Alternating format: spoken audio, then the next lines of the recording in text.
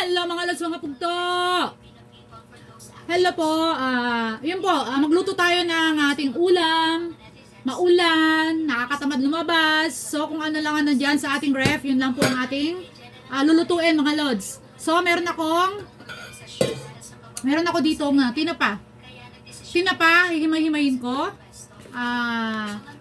Ano ba to? Mushroom? Buti na lang, meron ako niyan. Hinimay-himay ko na rin. Para dumami, hinimay-himay ko na mga lods. Meron tayong saluyot. Nabili ko rin kahapon. Sariwa pa mga lods. Maganda pa siya. Sariwa pa. Himay-himayin din natin yan. At, lagyan natin ng bagoong isda. Yun po. Simpleng ulam na masustansya, masarap, malasa kasi tinapa. Tinapa ang ating gagamitin. Yun po. Alam niyo po ba kung anong luto? Hulaan niyo po. Yun. Natutunan ko sa aking mister. Tubig, magpapakulo tayo. Ilalagay natin ng kamatis, sibuyas, bagoong isda. So, ang tawag doon ay bulanglang. Laswa ba yun? Pwede din laswa. Bulanglang, lods, mga lods. Yun po. Hihimayin ko lang itong ating saluyot na makapag-umpisa na.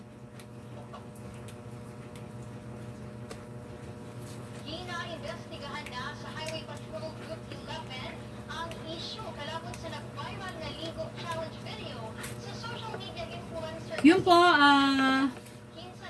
tinamad na tayong lumabas at yung anak ko kumakain naman ito, paborito niya to eh. Hindi naman siya maarte. So, mabuti na lang.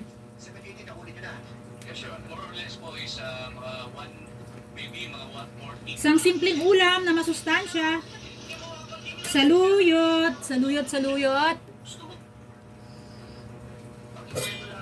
Saluyot na may, tinapa na may.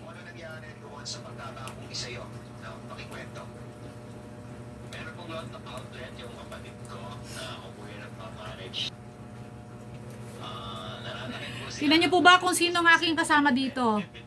Ha! May nakasilip may nakasilip Hindi to sa'yo, hindi to sa'yo. Tinapa, bawal kay Mira. Tinapa. Nakasilip mga lods. May nakasilip. Yan na po mga lods. Magpapakulo na tayo ng tubig. Lagyan natin ng kamatis. Kamatis, sibuyas. Pakulo na tayo, luto na tayo. Gabi na, alas 7 na. Kain na, para makakain na tayo mga lods. Yung tubig, lalagyan natin ng sibuyas, yung bagoong isda, at saka kamatis. Pag kumulo, pagsama-samahin na lang itong mga to. Yan. Tinapa. Yun na. Thank you so much for watching. Salamat.